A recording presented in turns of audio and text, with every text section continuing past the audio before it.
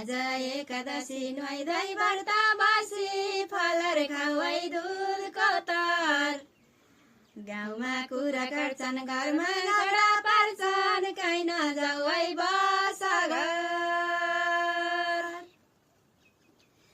के भन्नु पर्छ र स्वर्ग कि अवसर बुझ्यौ कुरा ताती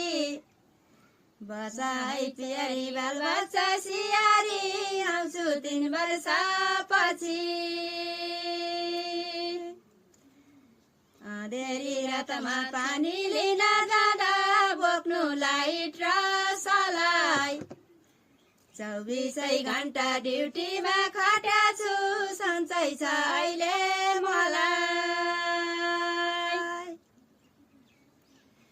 बादलको घेरो चिन्ता नल्याउ मेरो बसेको छु रमार पानीमा लाग्लेउ 3 वर्ष बस्न देऊ ल्याउँछु धेर थर कमार